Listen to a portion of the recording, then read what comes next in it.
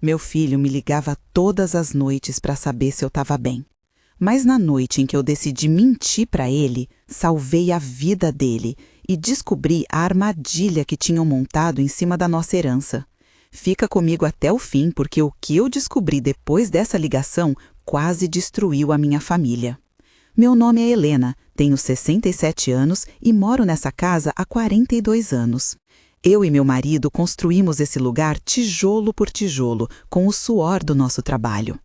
Ele era mestre de obras, eu costureira. A gente economizou cada centavo para comprar esse terreno no bairro que na época era praticamente mato. Hoje vale uma fortuna porque a cidade cresceu ao redor. Meu marido faleceu há 8 anos de infarto e desde então é só eu aqui, cuidando da casa, das plantas dele no quintal, das memórias que a gente construiu junto. Tenho um filho, o Rafael, que sempre foi meu porto seguro. Ele mora a 2 horas daqui, trabalha como engenheiro, é casado com a Patrícia há 5 anos. Ela sempre foi educada comigo, mas distante. Sabe aquele tipo de gentileza que parece que tem uma parede de vidro no meio? Era assim. Nunca consegui criar intimidade com ela. O Rafael sempre dizia que eu era exigente demais, que ela era tímida, que eu precisava dar tempo. Eu dei 5 anos de tempo. As ligações noturnas começaram há uns 6 meses. Todo dia, por volta das 10 da noite, o telefone tocava. Era o Rafael. Mãe, tá tudo bem? Comeu direito? Trancou as portas? No começo eu achava fofo, um cuidado de filho. Mas com o tempo comecei a achar esquisito. Por que justo agora, depois de anos morando sozinha, ele ficou tão preocupado assim? Uma noite perguntei. Ele disse que a Patrícia tinha comentado que eu estava ficando esquecida, que tinha deixado o fogão ligado numa visita deles, que estava repetindo as mesmas histórias. Eu gelei. Nunca deixei fogão ligado na minha vida. E repetir histórias? Gente, eu tenho 67 anos, não 97. Minha cabeça tá boa.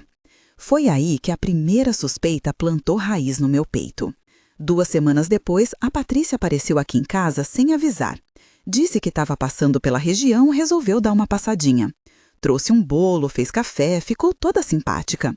Aí, no meio da conversa, ela soltou, como quem não quer nada.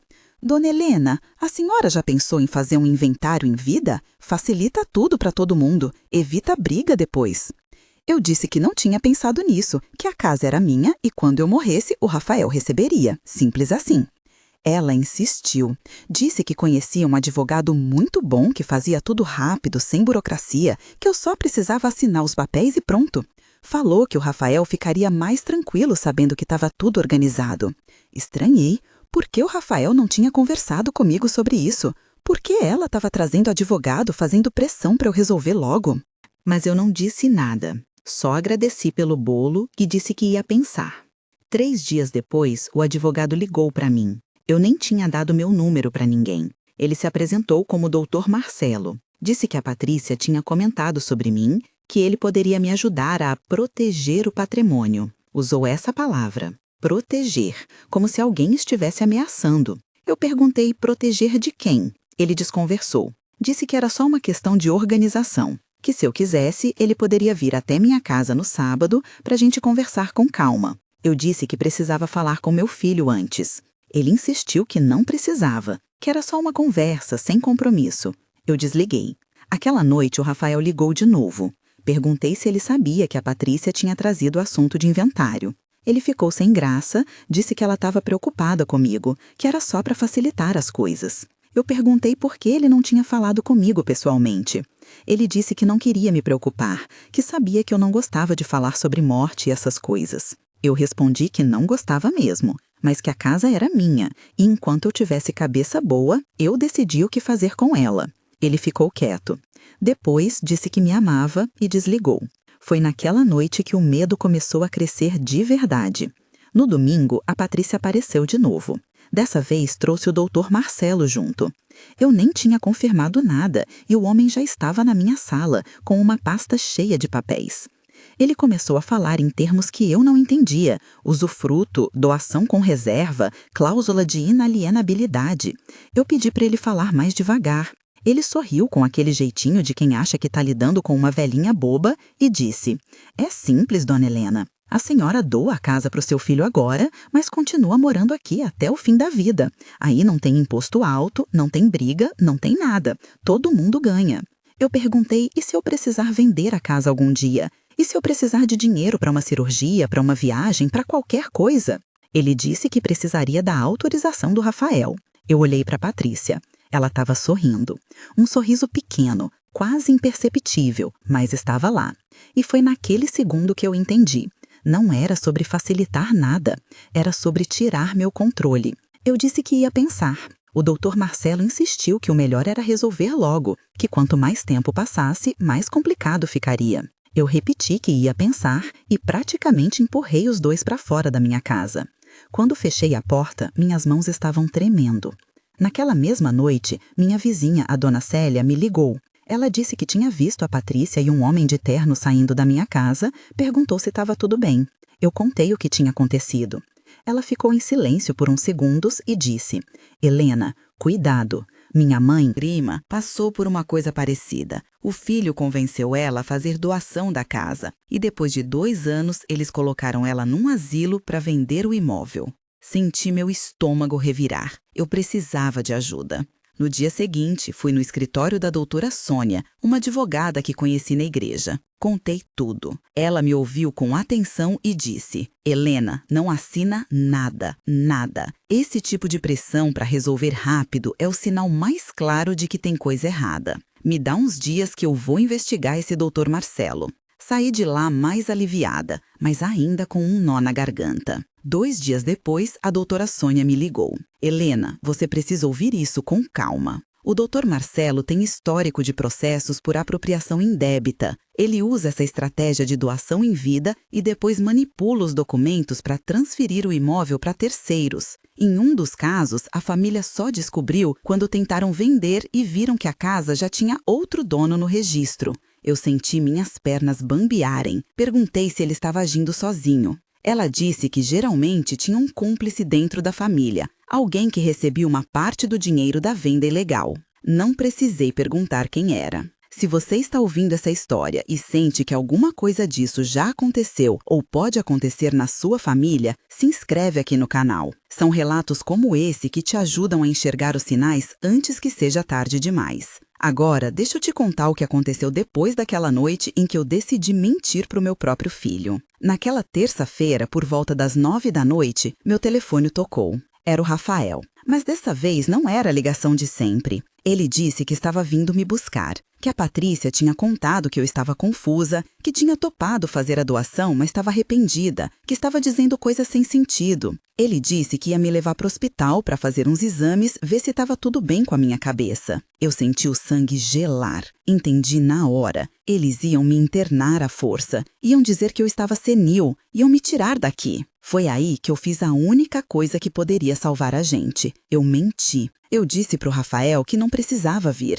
que eu estava ótima, que já tinha ido no médico de manhã e estava tudo bem. Disse que a Patrícia tinha entendido errado, que eu só tinha comentado que o Dr. Marcelo era insistente demais e que eu não queria mais falar com ele. Disse que estava com sono, que ia dormir cedo, que a gente conversava no dia seguinte com calma. Ele hesitou. Perguntou se eu tinha certeza. Eu disse que sim, que ele podia ficar tranquilo. Ele disse que me amava. Eu disse que também amava. E desliguei. Eu sabia que tinha pouco tempo. Liguei para a doutora Sônia e contei tudo. Ela disse: Helena, eles vão tentar de novo. Provavelmente vão aparecer aí com o Rafael amanhã cedo para te pegar de surpresa. Você precisa de provas. Perguntei como.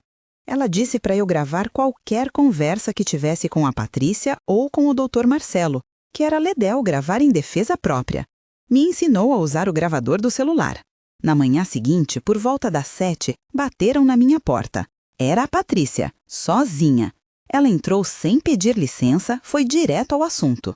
Disse que o Rafael estava preocupado, que eu estava dificultando tudo, que se eu não assinasse os papéis logo, eles iam ter que tomar uma atitude. Perguntei que atitude. Ela disse com aquela voz fria: interdição, Helena. A senhora vai perder o direito de administrar seus próprios bens. E aí quem decide sou eu e o Rafael. Melhor assinar por bem do que por mal. Meu celular estava gravando no bolso do avental. Eu perguntei: e o que você ganha com isso? Ela riu, uma risada curta, amarga. Ganho? Eu ganho a chance de finalmente ter o que eu mereço. Você acha que eu casei com o Rafael por quê?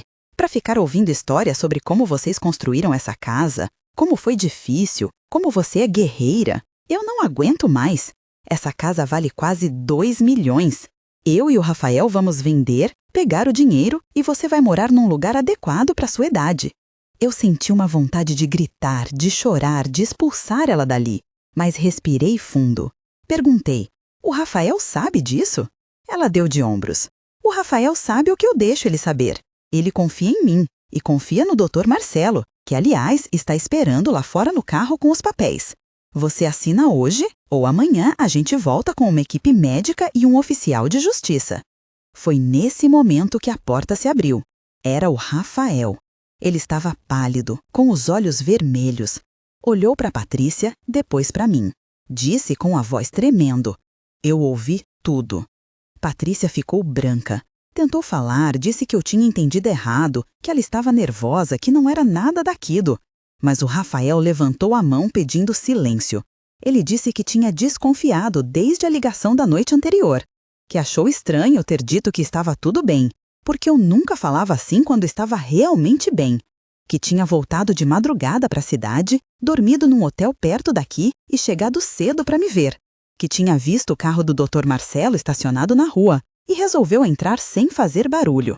Ele olhou para Patrícia e disse, sai da casa da minha mãe, agora. Ela tentou argumentar, disse que ele estava sendo manipulado, que eu tinha inventado tudo. Mas eu tirei o celular do bolso e apertei play. A voz dela ecoou pela sala. Essa casa vale quase 2 milhões.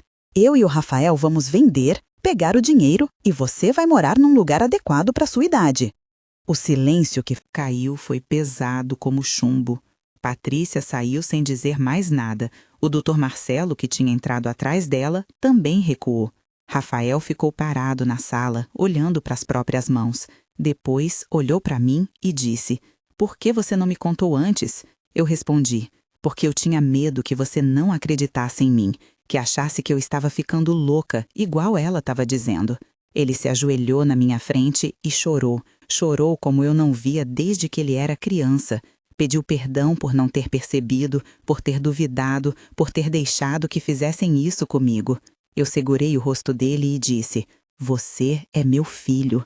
Eu menti para você naquela noite porque sabia que se você viesse, eles iam te usar, iam fazer você assinar alguma coisa, iam te colocar no meio da armadilha. Eu tinha que te proteger, mesmo que doesse. Nos dias seguintes, a doutora Sônia me ajudou a registrar um boletim de ocorrência contra o Dr. Marcelo e a Patrícia por tentativa de estelionato e coação.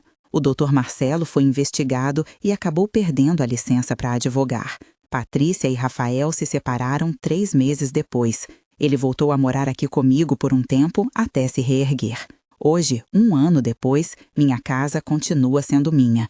Eu fiz um testamento claro, registrado em cartório, com a doutora Sônia como testemunha. O Rafael herdará tudo quando eu partir, mas enquanto eu estiver viva, ninguém toca no que é meu.